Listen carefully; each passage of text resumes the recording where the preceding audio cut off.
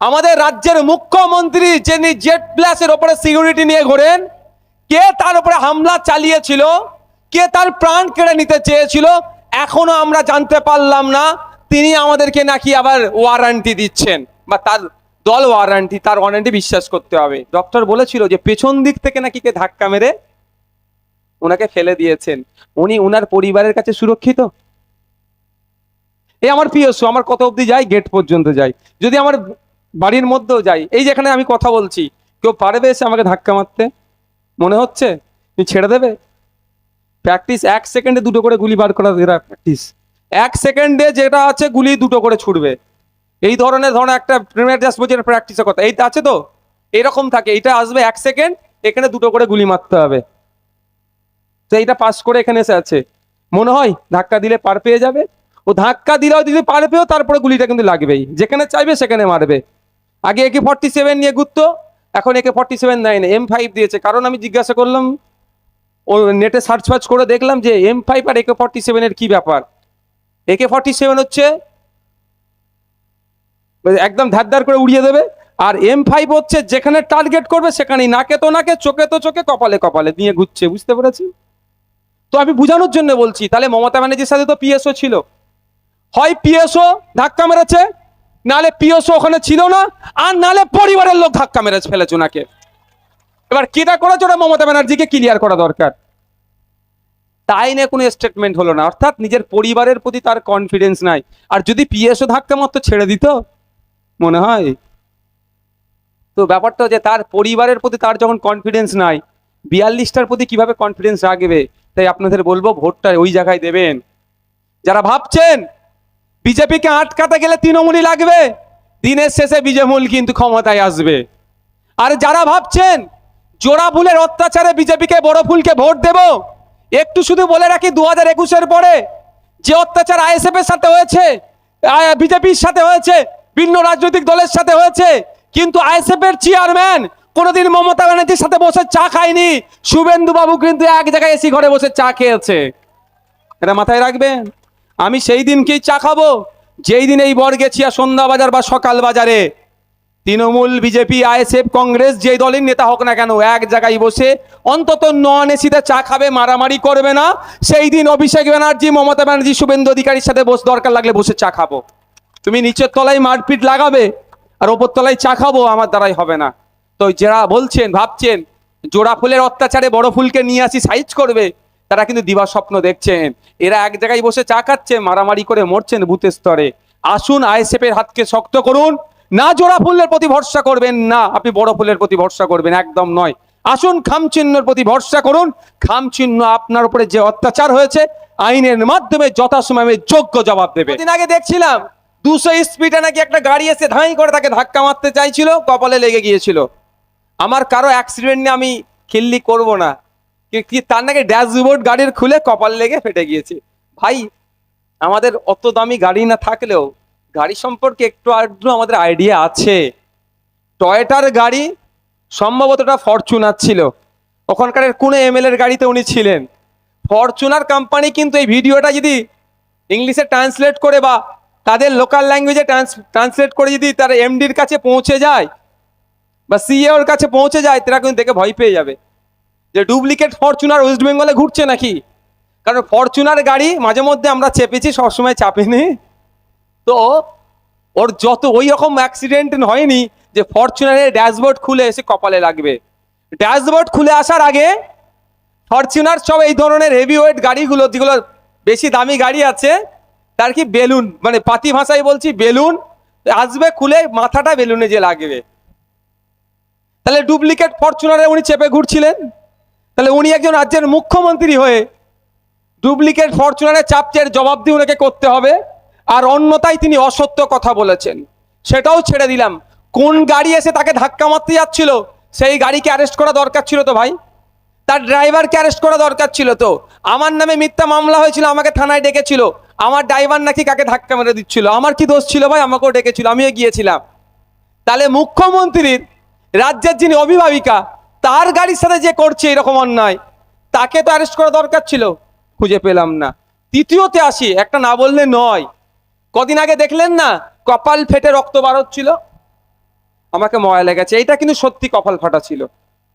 বাকিগুলো অসত্য আমার কাছে, এটা কিন্তু সত্য। আসিলেন তিনি হসপিটালের বেডে, তার ছবি তুলে ফেসবুকে চলে গেল। কিন্তু আপনারা বলুন, আমরা পাড়া গাঁয়ের মানুষ, আমরা কম ওনাদের থেকে সত্যি সচেতন। আমাদের মাথা ফাটা, হাত ফাত পেটে গেলে বা সাপে কামড়ালে আমরা কি করি, বলে আগে নাকি দড়ি বাঁধো।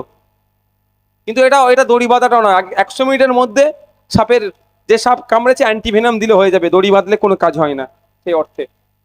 কিন্তু আমাদের প্রচলিত কথা, যাকে এটা বলছি না। কারো হাত কেটে গেলে, কারো মাথা ফেটে গেলে আমরা কি করি, টানা নাকড়া কাপড় যা পাই একটু জড়িয়ে দিয়ে তারপরে ডাক্তারখানায় নিয়ে যাই তো, হসপিটালে।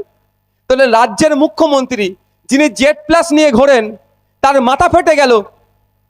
জেড প্লাসের সাথে মনে রাখবেন, আপনাদের জানিয়ে রাখি, এই যে কথাগুলো বলে যাচ্ছি, নিশ্চিত আগামী দিনে কল্যাণবাবু বর্গেছিয়াতে প্রোগ্রাম করবে, তার কাজ হবে আমার কথাগুলোকে একটা একটা কাটা, তারপরে লোকের কাছ থেকে ভোট চাওয়া। উনি যদি সত্যি কথা বলতে জানেন, যে কথাগুলো বলছে উনি যুক্তি দিয়ে কেটে যাবেন। জেড প্লাস সিকিউরিটি ঘাটলে তার সাথে ডাক্তার থাকবেই থাকবে। আমার জেড প্লাস নয়, আমার যে ক্যাটাগরি, আমার কি রোগ হ্যান ত্যান, আমার যিনি পিএসও আছে সব জানে। কারণ কি, তৎক্ষণিক যদি আমার কিছু হয়ে যায়, যদি আপনাদের দোয়া আশীর্বাদ আমার ওইসব কিছু নাই, তাহলে কি ওষুধটা তো এনাদেরকে দিতে হবে না? কিছু নিয়মিত ওষুধ খাই বা কোনো নেশা আছে না আছে, টোটালটা জানাতে হবে পিএসও কে। যিনি জেড প্লাস নিয়ে ঘোরেন, তাকে ডাক্তার সবসময় তার কাছে থাকবে একটা করে। দেখবেন মমতা ব্যানার্জি যখন কোনো ট্যুরে যায়, দেখবেন একটা অ্যাম্বুলেন্স থাকে, এটা নিয়ম জেড প্লাসের। তো মমতা ব্যানার্জির এক ভাইপোর তো অভাব নেই, উনার আরো বেশি ভাইপো হোক। আমরা উনার ভাইপো হতে পারলাম না, তো মানুষ ভাইপো হতে পারলাম না। আমাদেরকেও কবে উনি ভাইপো বলে গ্রহণ করবে সেটাই দেখার বিষয়। উনার এক ভাইপোর বিয়ে ছিল কোথায়, পাহাড়ে। আপনারা দেখেছেন, সমালোচনা হয়েছিল, প্রায় 130টা নাকি ডক্টর নিয়ে গিয়েছিল, শিশু ডাক্তার থেকে শুরু করে বড়দের ডাক্তার পর্যন্ত, আরো অনেক রোগের ডাক্তার হয়তো নিয়ে গেছিল, যাকে ওই প্রসঙ্গে আমি যাচ্ছি না। তো ডাক্তার মাস্ট। তাহলে দিদিমণি যখন আমাদের রাজ্যের মাননীয়া, তিনি যখন, এটা শুনতে কারো অসুবিধা লাগছে ভাই? আরে কাদের অসুবিধা লাগছে না, হাত তুলুন তো। কারো অসুবিধা লাগছে না তো? ঠিক আছে, তাহলে একটু শুনে রাখুন, কাজ দেবে আপনাদের।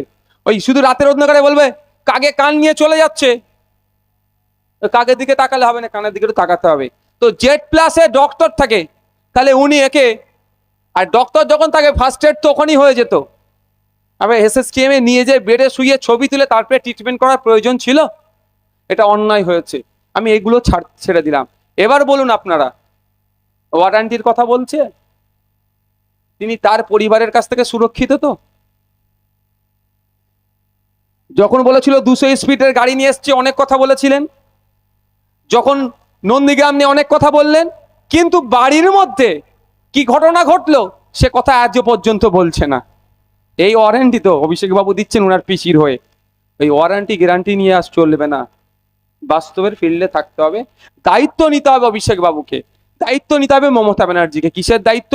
যে 42টা যে প্রার্থী দিয়েছে না মমতা ব্যানার্জি দলের পক্ষ থেকে, ইডি সিবিআই অনেকজনকে একবার করে মিস কল দিয়ে রেখেছে।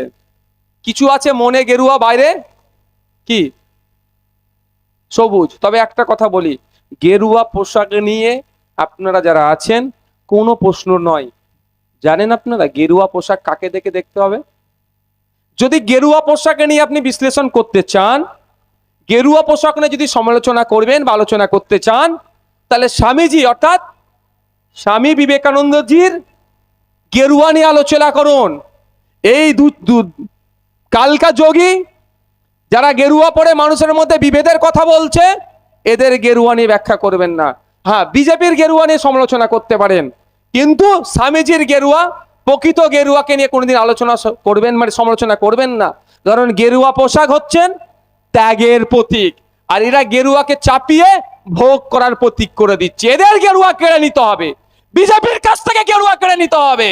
স্বামীজির গেরুয়াকে যারা অপমান করছে, সেই বিজেপির কাছ থেকে আমরা গেরুয়া আগামী দিনে কাটবো, এটা আমাদের শপথ নিতে হবে। এদের মনের মধ্যে গেরুয়া ভরে রেখেছে বিজেপির গেরুয়া, কারণ কৃষ্ণ কল্যাণী বিজেপি থেকে এসেছে, এখন তৃণমূলের কেন সিট দেবে না বলে বিজেপি হয়তো। মুকুটমণি অধিকারী বিজেপির এমএলএ, এখন তৃণমূলের এমপি ক্যান্ডিডেট হয়েছে। ওকে আপনি আমি ভোট দিয়ে জেতালে ও কালকে বিজেপিতে যাবে না গ্যারান্টি নিতে পারবেন? কেউ বলতে পারবে? এই ধরনের অনেক কটা আছে। আর কিছু আছে কি মিস কল মেরে রেখেছে, একবার ED CBI IT miss call মেরে রেখে দিয়েছে, সে এখন তৃণমূলের হয়ে প্রতিদ্বন্দ্বিতা করছেন, জিতিয়ে দিলেন, তাকে যদি আবার ইডি সিবিআই ডাকে সপাং করতে চলে আসবে, কেন? অ্যারেস্ট হয়ে যাবার ভয়ে। তো মমতা ব্যানার্জি কি গ্যারান্টি নিতে পারবেন যে আমার দলের 42 জন যারা কন্টেস্ট করছে জিতে বিজেপিতে যাবে না? নিতে পারবে? বা যদি যাই তাকে সঙ্গে সঙ্গে আমরা সাসপেন্ড করব, ওখানে নতুন করে ভোটের জন্য অ্যাপ্লাই করব, এটা নিতে পারবে? আপনাদের মনে হয় নিতে পারবে? যে আমি এখান থেকে বলে যাচ্ছি, এখানে আমি বলছি এই মাটি হয়তো করতে পারে তৃণমূলের বন্ধুরা, এখানে তৃণমূলের বন্ধুরা এসে আমার জবাবটা আগে দেবে, তারপরে ভোটের কথা বলবে। যদি মমতা ব্যানার্জি 10 টাকা 50 টাকা 100 টাকার স্ট্যাম্প পেপারে লিখে দেয় যে 42টা প্রার্থী যে কন্টেস্ট করছে তৃণমূলের, একটাও তৃণমূল ছেড়ে বিজেপিতে যাবে না, নওশাদ সিদ্দিকী 17টা প্রার্থী দিচ্ছে, সবকটা প্রার্থী তুলে নেবে। তবে আমার একটা শর্ত আছে, যদি একটাও চলে যায় বিজেপিতে, মানে যদি কেউ যায়, তাহলে দায়ীভারটা মমতা ব্যানার্জি নিয়ে এই সরকারটাকে তিনি কি করবেন? নতুন করে ভোট করার জন্য কনসার্ন ডিপার্টমেন্টকে চিঠি দিয়ে, অর্থাৎ এই সরকারকে তিনি গণতান্ত্রিক প্রক্রিয়াতে ভেঙে দেবেন, নতুন করে ভোটের ডাক দেবেন। এটা শর্ত আমার একটা। মনে হয় মমতা ব্যানার্জি লিখে দেবে।